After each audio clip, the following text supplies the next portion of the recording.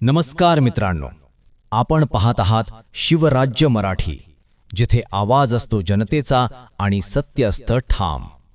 आज आपण बोलणार आहोत अशा एका व्यक्तीबद्दल ज्याने केवळ भाषण नाही तर आंदोलन करून दाखवलं।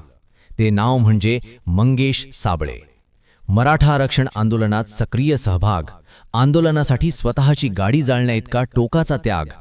हा फक्त नेता नाही, हा संघर्षातून घडलेला कार्यकर्ता आहे। मंगेश साबळे यांनी याआधीही निवडणुका लढवल्या आहेत। अपक्ष खासदारकीच्या निवडणुकीत त्यांना 1.5 लाखांपेक्षा अधिक मतांचा पाठिंबा मिळाला। हा आकडा नाही, हा जनतेच्या विश्वासाचा पुरावा आहे।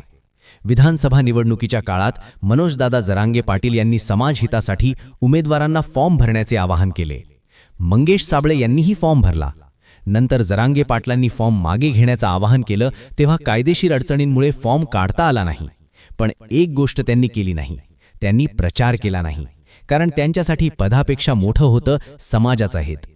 आज मात्र ते एकनाथ शिंदे यांच्या शिवसेनेच्या धनुष्यबाण चिन्हावरून थेट निवडणुकीच्या रिंगणात उतरले आहेत। आणि हे केवळ निवडणुकीपुरतं मर्यादित नाही। गावातील पाण्याचा प्रश्न, विहिरींची समस्या, रस्त्यांची दुरवस्था या प्रत्येक विषयासाठी मंगेश साबळे यांनी प्रत्यक्ष आंदोलनं केली आहेत। कामासाठी रस्त्यावर उतरणारा नेता, जनतेसाठी आवाज उठवणारा कार्यकर्ता म्हणजेच मंगेश साबळे। आता प्रश्न इतकाच आहे, हा संघर्ष, ही मेहनत आणि हा आवाज जनतेपर्यंत पोहोचणार का? चला पाहूया मंगेश साबळे काय म्हणतायत। ओढोद बाजार जिल्हा परिषद सर्कल मधील सर्व नागरिकांना माझा नमस्कार।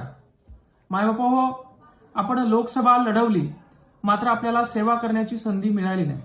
काही कारणास्तव आपण विधानसभा लढू शकलो नाही, मात्र आता आपण जिल्हा परिषद ओढोद बाजार सर्कल मधून उमेदवारी अर्ज दाखल करतो आहे। शिवसेना धनुष्यबाण या चिन्हावर आपण आपला उमेदवारी अर्ज ओढोद बाजार जिल्हा परिषद सर्कलसाठी दाखल करतोय।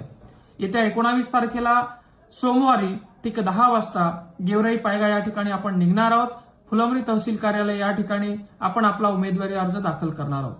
ओढोद बाजारमधील सर्व मायबाप जनतेला मी विनंती करतो की आपण या गरीब शेतकऱ्याच्या पोराच्या पाठीमागे उभं राहून सहकार्य करावं। तसेच सर्कलमधील सर्व तरुण बांधवांना मी विनंती करतो की आपण मोठ्या संख्येनं उमेदवारी अर्ज दाखल करण्यासाठी ठीक 11 वाजता फुलंब्री या ठिकाणी उपस्थित राहायचं। धन्यवाद मायबापू।